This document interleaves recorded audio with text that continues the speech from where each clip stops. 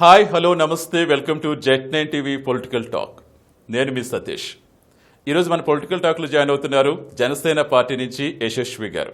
ఈవిడ జనసేన పార్టీలో Janasena party state political affairs committee కోఆర్డినేటర్గా ఉన్నారు. నమస్తే అండి యశస్వి గారు. నమస్తే అండి. సో ముందుగా మా జెట్9 టీవీ పొలిటికల్ టాక్లో జాయిన్ అవుతున్నందుకు మీకు థ్యాంక్ యూ సో మచ్ అండి. గత కొన్ని రోజులుగా ఏపీని హీట్ ఎక్కిస్తున్న అంశం ఈ 3 రాజధానుల అంశం.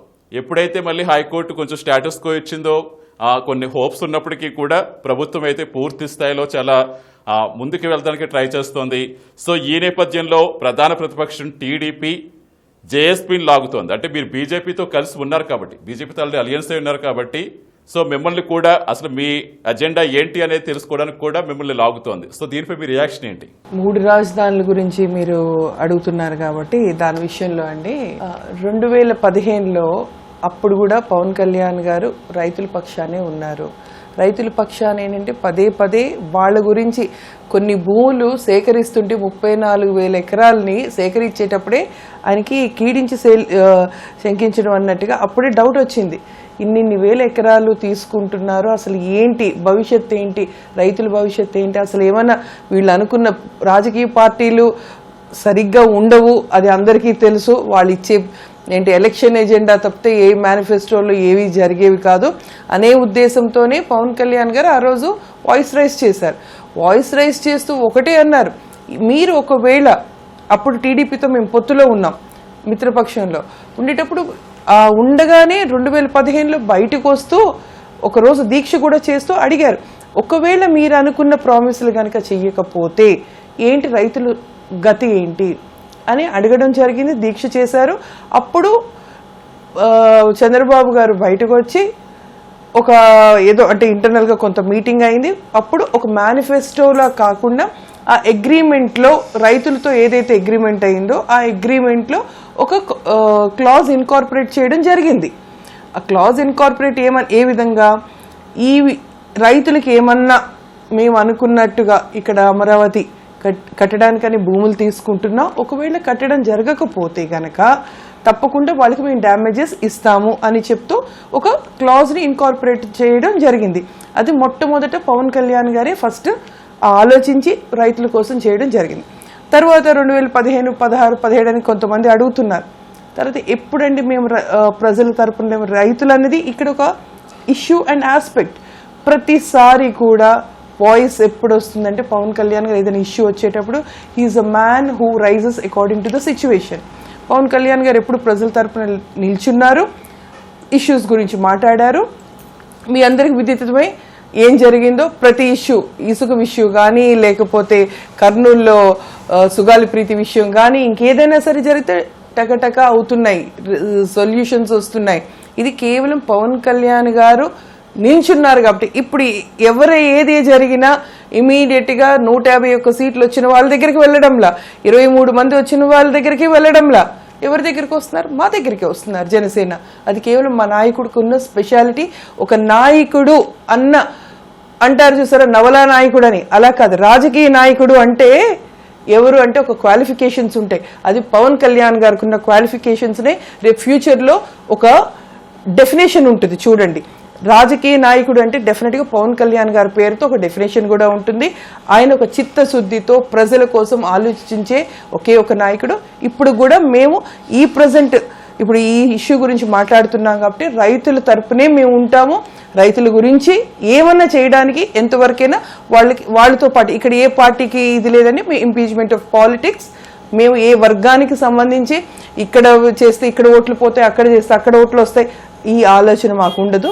We are clear and crystal clear.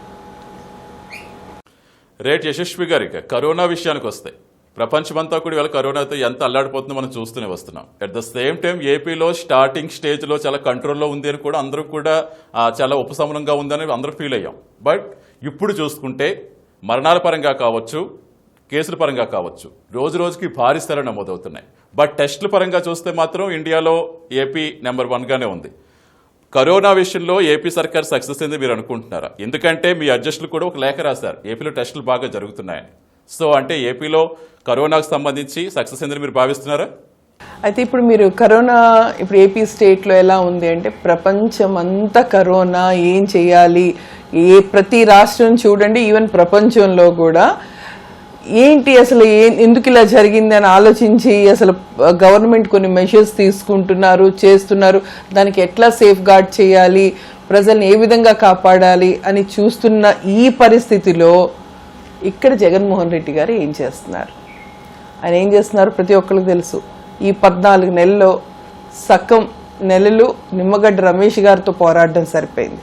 ఆ నిమ్మగడ్డ రమేష్ గారితో పాటు అక్కడి డాక్టర్ సుధాకర్ గారి విషయంలో, తర్వాత రంగనాయకమ్మ గారి విషయంలో, అంటే ఆయన సేఫ్టీ మెజర్స్, తర్వాత అభివృద్ధి ఈ పదంలో వెళ్ళడం లేదు. ఆయన ఎంతసేపు జగన్మోహన్ రెడ్డి గారు ఒకే ఒక ఆలోచన, just because he want to be a CM and he's a CM అని, అంటే ఆల్రెడీ సీఎం అయిపోయారు, బట్ ఆయన ఆలోచించే విధానం ఇక్కడే వెళ్తుంది.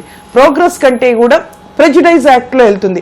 స్టార్టింగే అది మేము ఏ పార్టీకి సంబంధించి కాదు, ఒకటి క్లియర్గా ప్రజావేదికని కూల్చివేతతో స్టార్ట్ చేశారు గవర్నెన్స్. తర్వాత ఫస్ట్ సంతకం పెట్టింది పెన్షన్ల మీద సంతకం పెట్టారు. అంటే పెన్షన్ల మీద ఏమని సంతకం పెట్టారు? అందరికీ 3,000 చేస్తానని ఆయన హామీ ఇచ్చారు. కాకపోతే 2,000 నుంచి 2,250కి వెళ్ళింది. ఇప్పుడు ఈ మధ్య కాలంలో 250కి నుంచి 500, 2,500కి వెళ్ళింది. అంటే ఇవన్నీ నేను ఎందుకు చెప్తాను, కరోనా టైంలో ఆయన చేయాల్సిందంటే వీలైతే పెన్షనర్స్, అంటే దీనికి ముసలి వాళ్ళకి ఎక్కువ అటాక్ ఉంటుంది, 60 సంవత్సరాలు 70 సంవత్సరాల తర్వాత ఉన్న వాళ్ళకి ఎక్కువ అటాక్ అవుతుందని అందరూ చెప్పుకుంటున్నారు, తెలుసు కూడా, సైంటిఫిక్గా కూడా ఇట్ ఈస్ ప్రూవెన్. అలాంటప్పుడు ఇక్కడ నిమ్మగడ్డ రమేష్ గారు ఎందుకు వచ్చారు, సుధాకర్ గారు ఎందుకు వచ్చారు, రంగనాయకం గారు ఎందుకు వచ్చారు? ఈ ఆలోచనతో ఆయన చేస్తున్నారు తప్పితే ఏమే చేస్తున్నారు? సరే, అంబులెన్సులు, తర్వాత 104లు 108లు చేశారు, బాగానే ఉంది అది ఇప్పుడు. కానీ ఏమన్నా ఇరాడికేట్ చేయడానికి ప్రయత్నాలు చేశారా? లేదు కదా. ఇప్పుడు రోజు రోజుకి 3rd ప్లేస్లో ఉంది మన ఆంధ్రప్రదేశ్. అంటే ఎంత ఘోరంగా ఇండియా వెళ్తుంది, తర్వాత ఆంధ్రప్రదేశ్ కూడా అదే విధంగా 1000 నుంచి లక్షలకు కూడా వెళ్తుందని అందరు ఇస్తున్న రిపోర్ట్. ఈ టైంలో జగన్మోహన్ రెడ్డి గారు చేయాల్సింది మర్చిపోయి ఇప్పుడు ఇది సరిపోదని కాకుండా ఇమీడియట్గా 3 క్యాపిటల్లోకి వెళ్ళారు. అంటే 3 క్యాపిటల్లు ఇప్పుడు దీనివల్ల మళ్ళీ షిఫ్టింగ్ ఆఫ్ ద క్యాపిటల్ ఒకవేళ అనుకుందాం, షిఫ్టింగ్ ఎలాగో ఇది జరగదు. ఎందుకంటే దీనికి కొన్ని కాన్స్టిట్యూషనల్ ఇష్యూస్ ఉన్నాయి, కొన్ని స్టేట్ ఇష్యూస్ ఉన్నాయి. వీటి వల్ల ఎక్కడెక్కడ ఏది అడ్డంకులు వస్తే ఒక అడ్వకేట్గా నాకు కొంత ఐడియా ఉంది కాబట్టి అది ఇప్పుడు సబ్జుడైజ్ నేను మాట్లాడకూడదు. ఈ టైంలో ఒకవేళ అజ్యూమ్ వెళ్ళిందే అనుకోండి, క్యాపిటల్ షిఫ్టింగ్ అయ్యిందే అనుకోండి, అయ్యేటప్పుడు ఏం జరుగుతుందండి? మళ్ళీ కుటుంబాలు, తర్వాత ఎంప్లాయీస్, సెక్రటేరియట్ అటు వెళ్ళిపోయేటప్పుడు మారుతుంది. ఈ కరోనా టైంలో అసలు ఇక్కడ నుంచి ఆంధ్రప్రదేశ్, తెలంగాణలో ఉన్నాను నేను, తెలంగాణ నుంచి ఆంధ్రప్రదేశ్కి వెళ్ళాలంటే స్పెషల్ పర్మిషన్ తీసుకోవాలి. దానికి కొన్ని అర్జెంట్ అండ్ ఎమర్జెన్సీ అయితే తప్పించి ఇప్పుడు అర్జెంట్ అండ్ ఎమర్జెన్సీ ఏముంది? క్యాపిటల్ షిఫ్టింగ్లో ఇన్ని కదలికలు, దీంట్లో ఎంతమంది పోతారో తెలుసా? ఇది జగన్మోహన్ రెడ్డి గారికి తెలియదు అనుకుంటున్నారా? అంటే ఈ టైంలో ఇల్లు చక్కబెట్టుకుంటున్నాడు ఆయన. కేవలం ఇక్కడ చంద్రబాబు గారు అదేంటి క్యాపిటల్ని ఆయన ఫస్ట్ ఇచ్చేశారని చెప్పి బైఫర్కేషన్ అయిన తర్వాత ఏపీ క్యాపిటల్ అమరావతిలో పెట్టారని ఒకే ఒక ఆలోచనతో అది మూలాన్ని తీసేయాలని చెప్పి జగన్మోహన్ రెడ్డి గారు విశాఖపట్నం మీద అమాంతంగా ప్రేమ వచ్చింది. అంతే తప్పితే అక్కడ అభివృద్ధి కాదు. నిన్న కూడా నేను ఒక డిబేట్లో చెప్పానండి, ఒకవేళ నిజంగా ఉత్తరాంధ్రాన్ని ఏదో అభివృద్ధి చేయాలంటే ఏముందండి, ఎంప్లాయ్మెంట్ పెంచండి, వలసలు ఆపండి. ఎంప్లాయ్మెంట్, షుగర్ ఫ్యాక్టరీలు ఉన్నాయి ఆమ్దల వలసలో, తర్వాత జూట్ మిల్స్ ఉన్నాయి, ఎన్నో ఫ్యాక్టరీలు క్లోజ్ అయిపోయినాయి ఉత్తరాంధ్రలో. ఎంతో అభివృద్ధిగా ఉండేది, ఎందుకంటే ఎవరు పట్టించుకోలేదు, అప్పుడు ఏదో క్లోజ్ అయిపోయింది. దానివల్ల వలసలు వచ్చి సగం మంది ఇక్కడికి వచ్చి, ఉత్తరాంధ్ర అమ్మాయిని అక్కడి నుంచి ఇక్కడికి వచ్చి చాలా మంది మా ఊరు వాళ్ళు, మా జిల్లా వాళ్ళు ఇక్కడ కప్పులు కడుక్కొని బతుకుతున్నారు. అంటే డిగ్రీ చదువుకున్న వాళ్ళు, పోస్ట్ గ్రాడ్యుయేట్ చేసేవాళ్ళు ఇంకొంచెం బెటర్ స్టేజ్ తప్పితే వాళ్ళకి సరైన ఉపాధి ఇవ్వలేదు. ఉపాధి ఇవ్వాలంటే ఆ విధంగా ఇవ్వండి, అప్పుడు అది అభివృద్ధి చేయండి. ఈ కరోనా టైంలో మీరు ఏదో అభివృద్ధి చేస్తారని అనుకోవడం తప్పు. ఇప్పుడు అందరూ ఉన్న ఉద్యోగాలు వర్క్ ఫ్రమ్ హోమ్ అవుతుంది. అలాంటిది మీరు కొత్తగా అభివృద్ధి ఏం చేస్తారు? ముందు కరోనాని అరికట్టిన తర్వాత దాని గురించి మీరు ఏదైనా చెయ్యాలనుకుంటే, నిజంగా మీ ఆలోచన చిత్తశుద్ధి మంచిదైతే తప్పకుండా చేయడానికి ఆ ప్రయత్నం చేసిన పద్ధతిగా ఉంటుంది. ఇది మాత్రం మీరు ఈ ఆలోచన మానుకోండి. జ్యుడిషియల్ అన్నది చాలా స్ట్రాంగ్ ఉంది. మీరు నిమ్మగడ్డ రమేష్ గారి కేసులో ఏమైతే చవి చూసారో ఇది కూడా క్యాపిటల్ విషయంలో కూడా అదే చవి చూస్తారని నా ఆలోచన. తప్పకుండా అదే జరుగుతుంది కూడా. రైట్ యశస్వి గారు, ఇక ఒకసారి పార్టీ విషయానికి వద్దాం. సో పార్టీలో గెలిచిన ఏకైక ఎమ్మెల్యే రాపాక వరప్రసాద్ గారు. సో ముందు నుంచి కూడా ఆయన మీద అనేక విమర్శలు వస్తూ వచ్చాయి. వైసీపీకి చాలా మద్దతుగా మాట్లాడుతున్నారని, వైసీపీకి వెళ్ళిపోతున్నారని అనేక రకాల వార్తలు వస్తూనే ఉన్నాయి. సరే ఏం జరుగుతున్నది పక్కన పెడితే మనం, బట్ ఆయన కూడా ఈ మధ్యన వ్యాఖ్యలు చేస్తూ నాకు పార్టీలో సముచిత స్థానం ఇవ్వటలేదు అని అంటున్నారు. At the same time YCP చేస్తున్న ఏ పథకానికైనా కూడా ఆయన చాలా బాగుంది అంటూ కూడా మద్దతుగా చేయడం కూడా మనం చూస్తాం. నిజంగా మీరు సముచిత స్థానం ఇవ్వట్లేదు కాబట్టే ఆయన ఆదుకుడుతూ ఉన్నారనుకోవాలా? అంటే పార్టీ నుంచి మీ రియాక్షన్ ఏంటి? ఇప్పుడు మీరు సతీష్ గారు అది రాపాక గారి గురించి అడగడం, మీరు చెప్పింది మాకున్నది ఒకే ఒక ఎమ్మెల్యే. అది ఎలా గెలిచారో రాపాక గారు అందరికీ తెలుసు. మా గుర్తు మీద, మా నాయకుడు గుర్తింపు మీదే, జనసేన పార్టీ మీదే గెలిచిన ఆయన. సరే ఆయన వెళ్ళిపోయారా, వెళ్ళిపోలేదంటే ఉన్నా లేకపోయినట్టే. ఎందుకంటే అసెంబ్లీలో అందరూ చూసారు ఏం జరిగిందో, ఏ విషయాల్లో. ఇప్పుడు మా వరకు మేము అడిగితే మేమైతే ఆయనకి నచ్చినట్టు చేసుకోండి. ఎందుకంటే సైలెంట్గా ఉన్నాం. ఆయన ఒబీడియంట్గా, ఇప్పుడు ఒక పార్టీలో ఉండేటప్పుడు కొన్ని కట్టుబాట్లు ఉంటాయి, ఒక పద్ధతులు ఉంటాయి.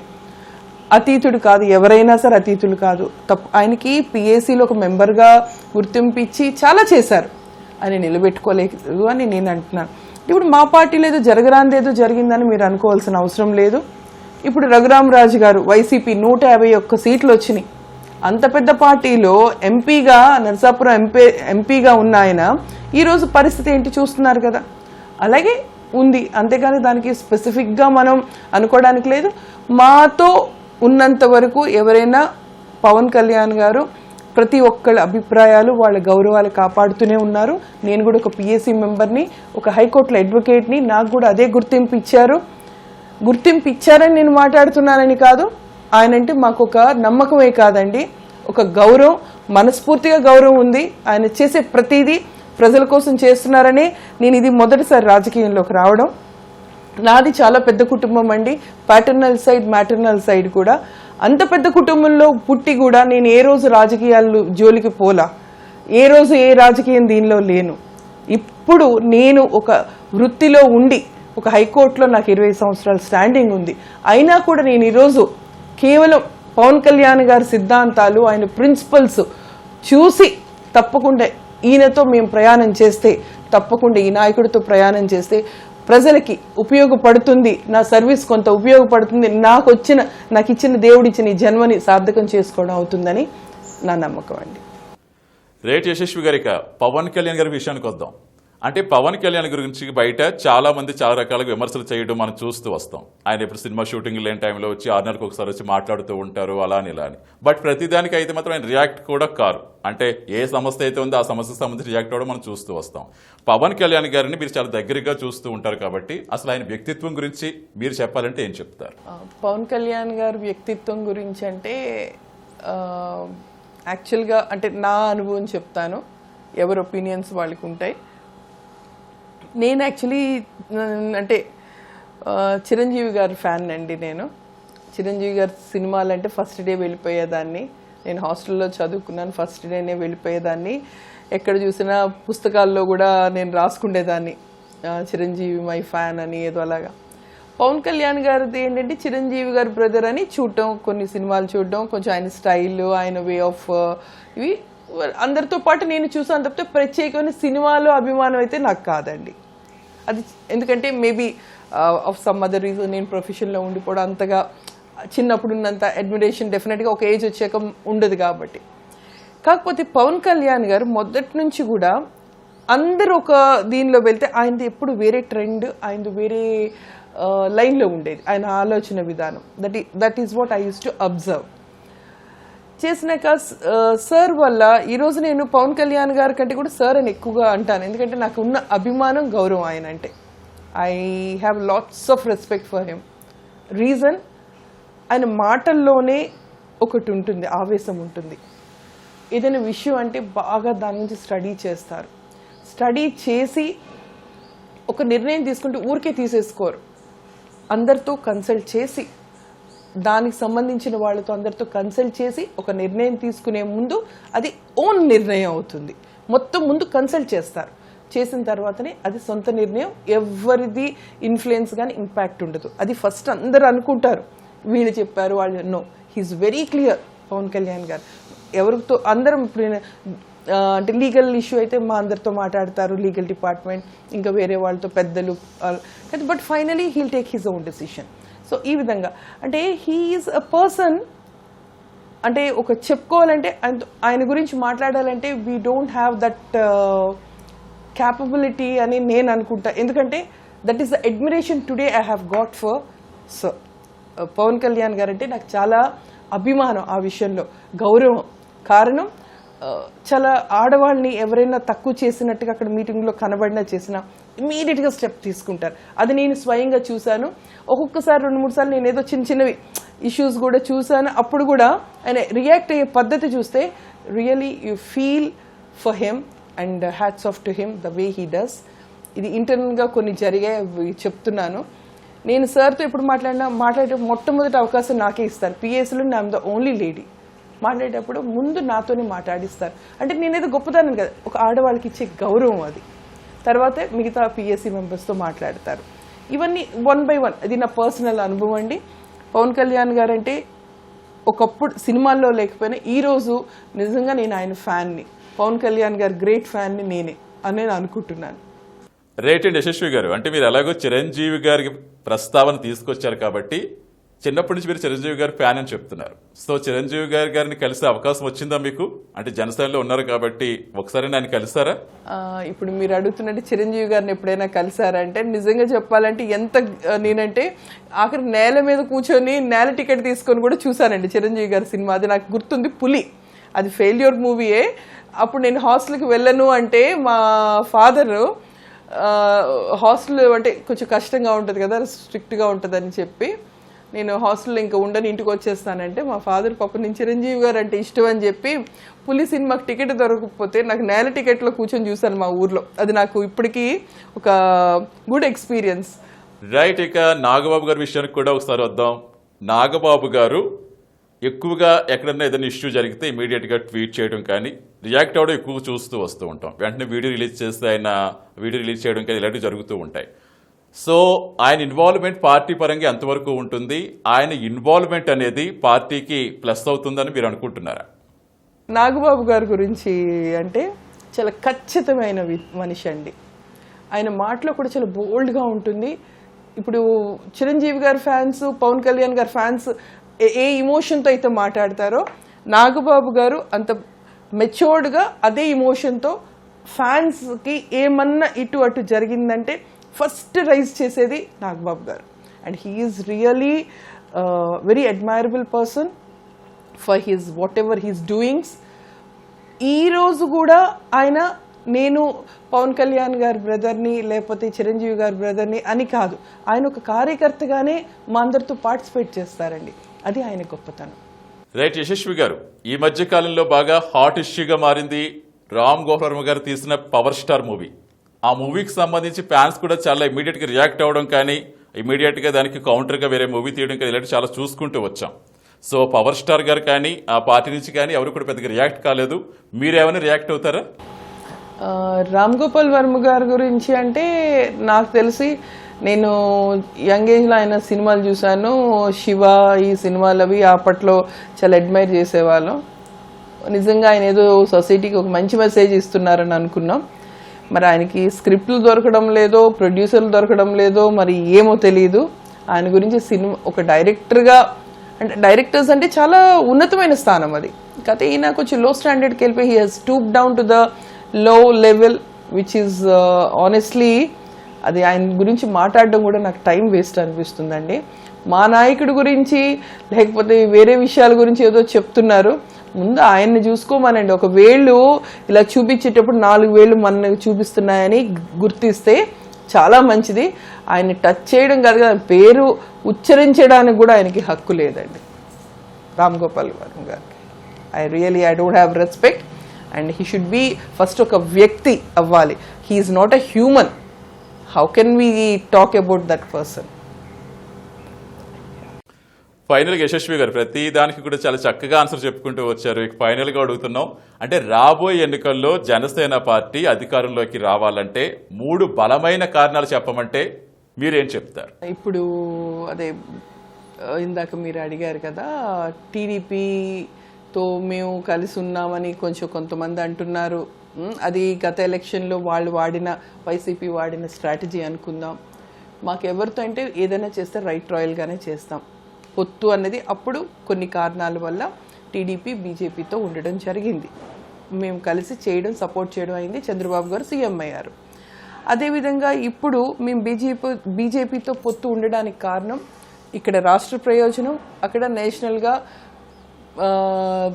మోడీ గారు చేస్తున్న ప్రతిదీ కూడా ఒక ల్యాండ్ మార్క్ అవుతుంది. సో ఆయన ఒక నాయకుడు, ఒక లీడర్. ఎంత పెద్ద లీడర్ అంటే ఆయన భావాలు, మా నాయకుడు భావాలు కూడా ఒకే లైన్లో వెళ్తాయి. It's for the progress and good for the society. ఈ 2 కారణాల గురించి మేము బీజేపీతో పొత్తు కూడా ఉండడం జరిగింది. మా మిత్రపక్షంగా మేము గర్వంగా చెప్పుకుంటున్నాం. ఇకపోతే నెక్స్ట్ ఎలక్షన్స్ గురించి మీరు అన్నారు. నెక్స్ట్ ఎలక్షన్స్ విషయంలో అండి, కారణాలంటే అందరూ కూడా పాజిటివ్గా మేము వస్తాము అంటారు, ఇచ్చేస్తారు. మాకు పవన్ కళ్యాణ్ గారు ఒకటి కూడా 20 సంవత్సరాల భవిష్యత్తు కోసం, తరాల కోసం పోరాడుతున్నామని చెప్తున్నారు. అదైతే ఖచ్చితంగా అదేనండి. ఈరోజు మాకు తెలుసండి, 0 బడ్జెట్ పాలిటిక్స్ అంత ఈజీ కాదు. ఈరోజు ఉన్న ట్రెండ్ రాజకీయాల్లో వస్తామని ప్రతి ఒక్కళ్ళు అంటారు, కానీ మేము మనస్ఫూర్తిగా మేము వస్తే ప్రజలకి న్యాయం జరుగుతుంది, వస్తామని మాకు కూడా పాజిటివ్గా నమ్మకం ఉంది. ఇది కేవలం 3 కారణాలండి. మీరు అన్నారు కదా, ఒకటి, మేము ఈ 5 సంవత్సరాల్లో ఆల్రెడీ 14 నెలలు వైసీపీ ప్రభుత్వం చేసిన అన్యాయాలు, తప్పుల్ని సరిదిద్దుతున్నది ఒకే ఒక వ్యక్తి, పవన్ కళ్యాణ్ గారు. ఆయన ఫాలో అవుతున్న మా పార్టీ తప్పుల్ని కరెక్ట్ చేస్తున్నాం. అది నేను ప్రతి డిబేట్స్లో కూడా నేను చెప్తున్నాను. అయితే మేమేదో అంతకుముందు టీడీపీతో ఉన్నామని వాళ్ళని సవ్వారు మోయడం కానీ చేయడంలా, వాళ్ళు చేసే తప్పుల్ని ఆ రోజు నిలదీశారు పవన్ కళ్యాణ్ గారు. అందుకు మేము ప్రజల్లోకి వెళ్తున్నాం. నాయకుడు అన్నది ఎప్పుడు ప్రజల్లో ఉంటేనే తప్పకుండా అవుతుంది. అంటే వెళ్ళి ఒక క్యాడర్ని బిల్డప్ చేయడమే కాదు, ప్రజల సమస్యల్లో తప్పకుండా మేము ఇన్వాల్వ్ అవుతున్నాం, మేము సాల్వ్ చేస్తాను ఒక నమ్మకం. సో నెక్స్ట్ మాకున్న స్ట్రెంగ్త్ మా జన సైనికులు ఏ విధంగా ఉన్నారంటే, కరోనా టైంలో ప్రభుత్వంలో ఉన్న వాళ్ళు వాలంటీర్స్ ఇది అదని చెప్పి వాళ్ళు చేస్తున్న దానికంటే 10 రెట్లు ఎక్కువ మా జన సైనికులు చేస్తున్నారు. మేము కూడా దాన్నే ఫాలో అవుతున్నాం. ఇది 2వ విషయం అండి. 3వ విషయం వస్తే, పాజిటివిటీ అన్నది మీరు అందరూ అనుకుంటున్నారు మేము ఏదో చేస్తామని. మా నమ్మకం ఏంటంటే, మా నాయకుడేనండి మా నమ్మకం. ఆయన ప్రజాదరణ ఉంది. ఈ 0 బడ్జెట్ పాలిటిక్స్, ప్రజలు అమాయకులు, మూర్ఖత్వం కూడా ఉందండి. ఇది ఎప్పుడైతే ప్రజల్లో అర్థం చేసుకున్న ఒక అవేర్నెస్ తెస్తామని మా నమ్మకం. ఏంటంటే ఈ 0 బడ్జెట్ అని నేను ప్రత్యేకించి ఎందుకు అంటున్నానంటే, డబ్బు, బిర్యానీ, మందు, ఈ 3 ఫ్యాక్టర్స్ ఉన్నాయి. అది ఎప్పుడైతే తప్పు, మన జీవితం మనం అమ్ముకుంటున్నాం, మన భవిష్యత్తు అమ్ముకుంటున్నామని ప్రజలు ఎప్పుడైతే తెలుసుకుంటారో, ఈ ప్రభుత్వం గుణపాఠం చెప్తుంది ప్రజలు చేసే అమాయకత్వమైన చర్యకి. ఇది తెలుసుకొని ఎప్పుడైతే ప్రజలు మనకి ఫ్యూచర్ జనరేషన్స్కి, మనకి ఇప్పుడు కడుపు నిండా తిండి పెట్టేయడం కాదు, రేపుడికి కూడా చూపించే నాయకుడు ఎవరైనా వస్తారు అంటే అది పవన్ కళ్యాణ్ గారని అర్థం చేసుకుంటారనే ఒకే ఒక గట్ ఫీలింగ్తో మేము అనుకుంటున్నామండి. తప్పకుండా మేము బీజేపీ కలిసే పోరాడుతున్నాం. నెక్స్ట్ ఎలక్షన్కి మేము ఒక మంచి ఫ్రూట్ఫుల్గా ఉంటుంది రిజల్ట్ అని భావిస్తున్నామండి.